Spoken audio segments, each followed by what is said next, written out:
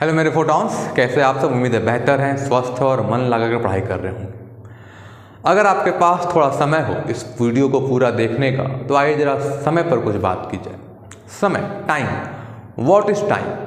तो समय के बारे में जब मैं सोचता हूँ तो मुझे Richard P Feynman, a great quantum physicist की एक स्टेटमेंट याद आती है।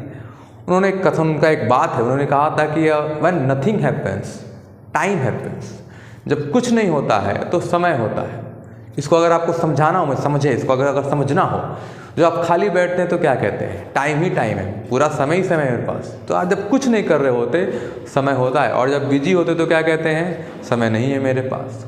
आजकल बच्चों का खाली बैठना एक बहुत ही दुविधा, एक बहुत ही नेगेटिव इम्पैक्ट डाल रहा है, क्योंकि जब वो खाली बैठ रहे हैं ना तो वो डिप्रेस हो जा रहे हैं, ओवर थिंकिंग करने लग रहे हैं। वो सोचने लग रहे हैं कि यार नहीं होगा तो क्या होगा, कितना पढ़े, इतना पढ़ रहे, नंबर नहीं आ रहा है, इतना नज़दीक है मेरा एग्ज़ाम। तो उनके लिए खाली बैठना, उनके पास समय का होना, क्योंकि जब खाली बैठेंगे तभी उनके पास समय ही समय होगा। तो आप इतनी मेहनत करो, आप पढ़ाई करेंगे, आप बिजी रहेंगे तो समय नहीं होगा। और जब खुद को बिजी रखेंगे तो ओवर थिंकिंग ही बहुत कम से कम आती है। ओवर थिंकिंग का सबसे पहला वजह है कि आप उसे समय दे रहे हैं। ओवर थिंकिंग को समय दे रहे हैं, आप ओवर थिंकिंग को टाइम देंगे तभी तो वो आपको टाइम पे ओवर थिंक करने के लिए आ जाएगा। और आप ओवर थिंकिंग करने लगते हैं तो फिर आप डिप्रेस होने लगते हैं, फ्रस्ट्रेट होने लगते हैं।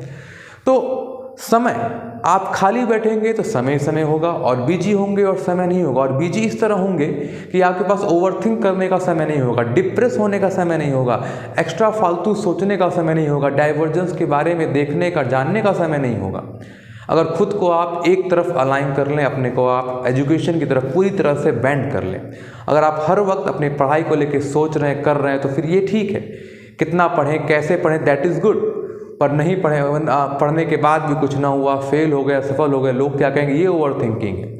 और जब खाली बैठते हैं ना, तभी ये ज़्यादा आपके ऊपर आता है। तो खुद को बिजी रखिए, ठीक है ना। समय, अब आपको time manage, sir time manage कैसे करें? देखो यार, मैनेज तो उस चीज़ को किया जाता है जो हमारे पास ज़्यादा हो। जो मेरे पास हो ही नहीं उसे मैनेज कैसे करें? अगर मेरे पास टाइम ही नहीं है तो मैं उसको मैनेज कैसे करूंगा? तो टाइम को अगर मैनेज करें तो पहले टाइम होना चाहिए। टाइम कहाँ से होगा सर? तो मैं हमेशा कहता हूँ कि आप अधिक से अधिक समय दीजिए अपने उस फील्ड को जिस फील्ड में आप कुछ करना चाह रहे हैं। आप अगर डॉक्टर बनने की तैयारी कर रहे हैं, इंजीनियर बनने की तैयारी कर रहे हैं, फिर IAS बनने की तैयारी कर रहे हैं, तो पहले उस चीज़ को वक्त दीजिए। उस चीज़ को देने के लिए वक्त आपके पास ज़्यादा होगा, तभी आप उसको मैनेज कर पाएंगे। समय ज़्यादा, अब आप 2 ही घंटा पढ़ें, 2 घंटे में क्या ही मैनेज कर पाएंगे? आप कुछ ही मैनेज नहीं कर पाएंगे, ना पूरे सिलेबस आपसे मैनेज होगा।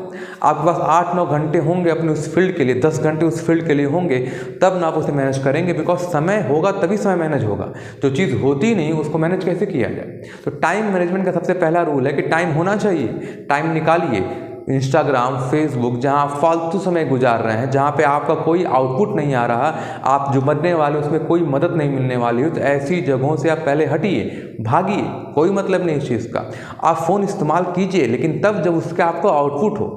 मैं हमेशा कहता हूँ कि आप जो भी बनने वाले हैं, आप अगर 1 साल उसको समय देने का तैयारी, आप समय देने की सोच लिए हैं, तो first and very first question ये होना चाहिए कि जो मैं बनने वाला, ये मैं जो करने वाला हूँ और अभी जो करने जा रहा हूँ, ये करने से क्या मैं वो बन पाऊँगा या नहीं। जैसे अगर आप नीट की तैयारी कर रहे हैं और अब लगन चालू हो गया है, शादी फंक्शन में या कार्ड आ रहे होंगे, आपका बुलावा आ रहा होगा, तो आप खुद से पूछिए कि क्या मेरा वहाँ जाने से यहाँ सिलेक्शन हो जाएगा?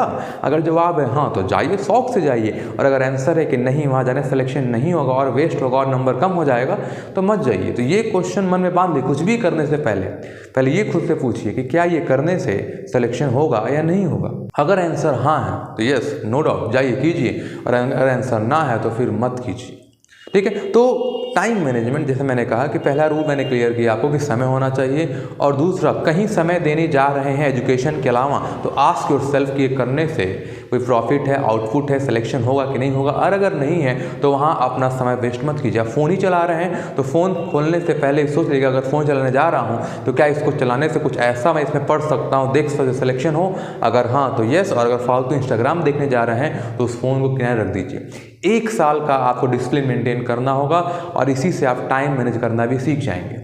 आपने कोई टेस्ट सीरीज ज्वाइन किया होगा या ज्वाइन करेंगे अभी, तो वहाँ भी आप हर एक टेस्ट को देखो कि जब 3 घंटा 20 मिनट आप बैठेंगे नीट एग्ज़ाम के लिए, तो आप उस 3 घंटे 20 मिनट जब बार बार अपीयर होंगे तो आप उसे मैनेज करना भी जान जाएंगे। तो टाइम मैनेजमेंट तब होगा जब आपके पास क्या होगा? टाइम हो। 2 रूल, 2 नियम बिल्कुल स्ट्रांगली याद कर लीजिए। पहला टाइम होना चाहिए, टाइम निकालिए। जहाँ फालतू चीज़ें कर रहे हो वहाँ से टाइम हटा के वापस टाइम एजुकेशन अपने फील्ड में ले आइए, क्योंकि जिस फील्ड के लिए आप वर्क कर रहे हैं अगर वहाँ समय ज़्यादा होगा तभी आप उसे मैनेज कर पाएंगे।